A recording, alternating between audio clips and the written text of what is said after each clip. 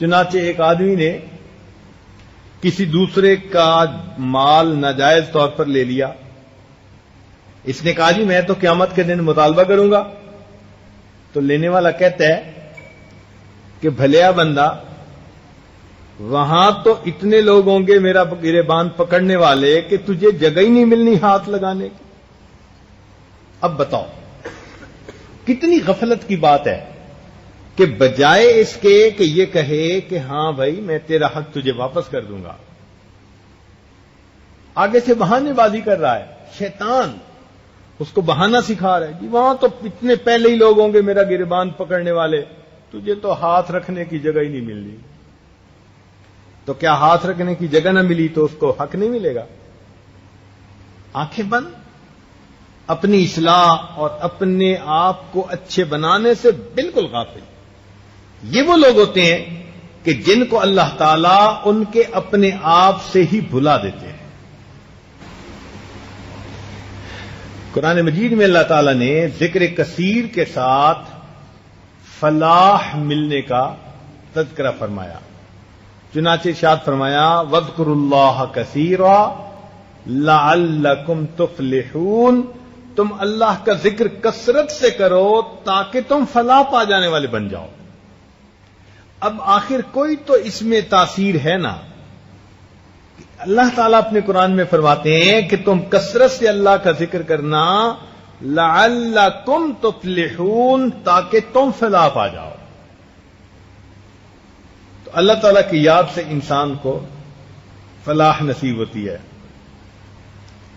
ویسے بھی ایک عام دستور ہے کہ آدمی جب اپنے کسی دشمن پہ قابو پاتا ہے نا تو سب سے پہلے وہ مہلک ہتھیار اس سے چھین لیتا ہے.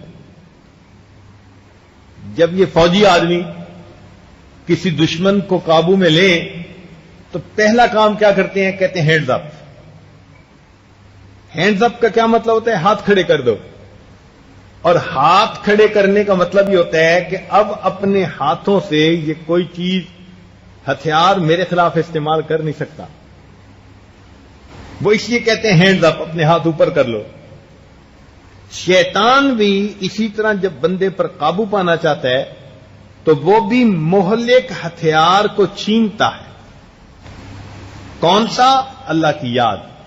سنیے قرآن عظیم الشان، اللہ تعالیٰ فرماتے ہیں استحوذ علیہم الشیطان فانساہم ذکر اللہ. ان پر شیطان غالب آ گیا اور شیطان نے انہیں اللہ کی یاد سے غافل کر دیا.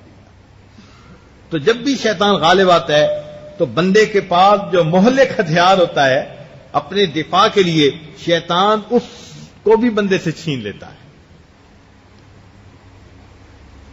تو اس لیے یہ اللہ تعالی کا ذکر ہمارا دفاع ہے شیطان کے مقابلے میں.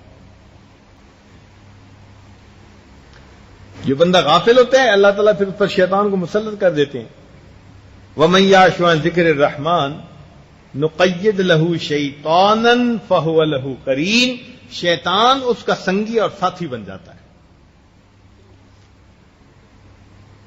اور جو لوگ کثرت سے اللہ کا ذکر کرتے ہیں وہ اللہ تعالیٰ کی طرف سے انعام پاتے ہیں. چنانچہ ارشاد فرمایا وَالذَّاكِرِينَ اللَّهَ كَثِيرًا وَالذَّاكِرَاتِ أَعَدَّ اللَّهُ لَهُم مَّغْفِرَةً وَأَجْرًا عَظِيمًا.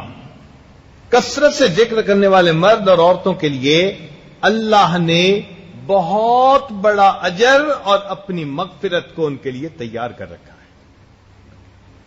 تو یہ نعمتیں کثرت ذکر سے ملتی ہیں، اور ذکر نہ کرنے سے انسان خسارے میں.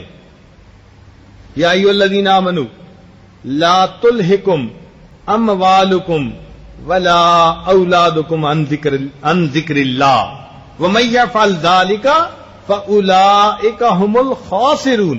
دیکھا، جو اللہ کی یاد سے غافل ہوگا وہی خسارہ اٹھانے والا بن جائے.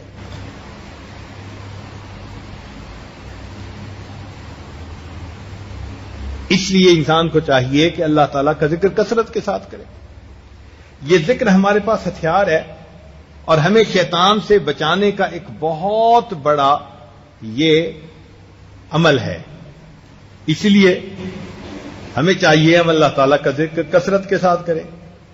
دیکھیں ذرا توجہ فرمائیے گا کہ ابرہہ اپنے لشکر کو لے کر چلا تھا کہ میں بیت اللہ شریف پر قبضہ کر لوں پھر اس کو گرا دوں. تو وہ بیت اللہ پر قبضہ جمانے کے لیے چلا تھا. اللہ تعالیٰ نے ابابیل بھیج دیے. فارسلنا علیہم طیرا ابابیل ترمیہم بحجارہ. وہ ان کی طرف پتھر کو پھینکتے تھے، نشانہ لگاتے تھے، اور اس نشانے کی وجہ سے فجعلناہم کعصف مأکول. اللہ تعالیٰ فرماتے ہیں ہم نے انہیں کھائے ہوئے بھوسے کی طرح بنا دیا. تو اللہ کے گھر پہ ابرہہ قبضہ جمانے کے لیے چلا تو پرندوں نے کنکریاں پھینکی اور جنہوں نے ان کو کھائے ہوئے بھوسے کی طرح بنا دیا. اسی طرح مومن کا دل یہ بھی اللہ کا گھر ہے. شیطان ابرہہ آج بھی اللہ کے اس گھر پر قبضہ جمانے کے لیے، ڈیرے لگانے کے لیے کوششیں کرتا ہے. جب بھی وہ حملہ آور ہو ہم اللہ کے طیر بن جائیں.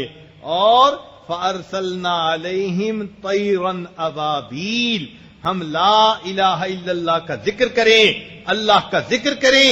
یہ کلمات وہ پتھر بن جاتے ہیں جو شیطان ابرہہ کے لشکر کو بالکل کھائے بھوسے کی مانند بنا دیتے. اس لیے اللہ کا ذکر کر کے اللہ کے گھر کی حفاظت کیجیے، اللہ کا ذکر کثرت سے کیجیے.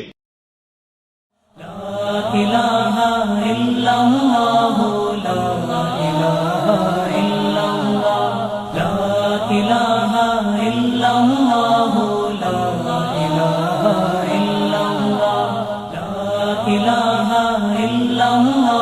لا الہ الا اللہ، لا الہ الا اللہ، لا الہ